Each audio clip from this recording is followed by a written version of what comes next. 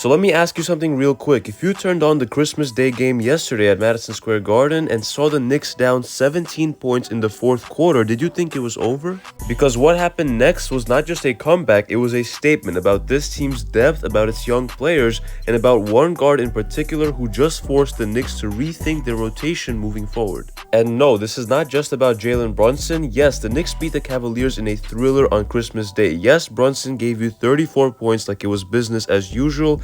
Yes, the Garden was absolutely rocking, but that's the easy part of the story.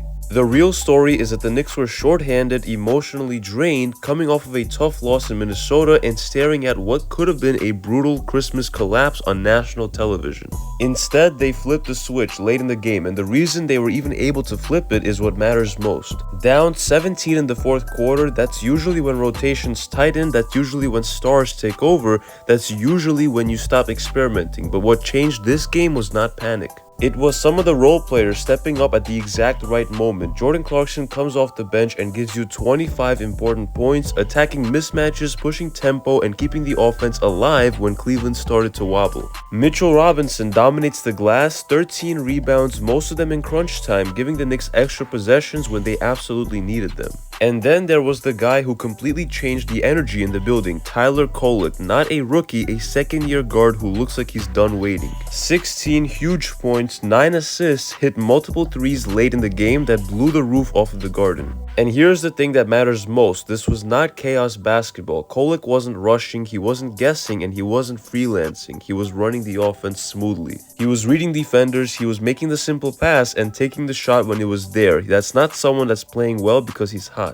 That is someone who understands the game at the NBA level, and once you see that, you cannot unsee it. So now we have to ask the uncomfortable question, what happens when Deuce McBride comes back? Because the Knicks just found something. And once you find something that works in real pressure moments, you do not just put it back in the box. Kolek is not fighting for minutes anymore, he's fighting for a defined role, and that changes the entire rotation conversation. This isn't just about one Christmas comeback, this is about the Knicks quietly answering questions that they were expected to solve externally. Backup point guard was found internally. Late game composure without Brunson dominating every possession was developed. Young players who don't shrink under pressure confirmed. That's how contenders are built, not just through trades, but through moments where someone earns trust when it actually matters. And let's not forget, the Knicks are still dealing with injuries. Deuce McBride has been out, Landry Shamet has been out. Both are expected back pretty soon, but now a new injury with Josh Hart limping off yesterday in the middle of the game and is now a question mark for the future games. This team has not been at full strength for a while, yet instead of excuses, we're seeing opportunity, and that's exactly how internal development accelerates. So when people say relax, it's just one game, they're missing the point. Games like this change trajectories, they change rotations, they change deadlines, and they change how front offices view urgency. Because when a second-year guard shows you that he can handle the moment, when a bench steps up on the biggest stage, and when your center dominates late on the offensive boards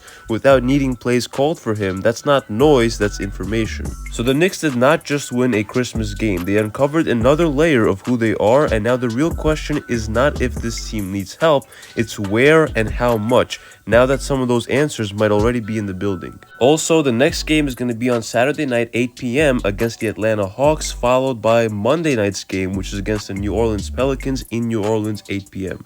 And that game will be a game to watch because we're going to see Jose Alvarado and, more importantly, Saddiq Bey play up front against us. But as always, if you enjoyed this video, make sure to hit that like button and sub to the channel for more Knicks news and updates you will not want to miss. It's been KNYT here, and I'll see you guys in the next one.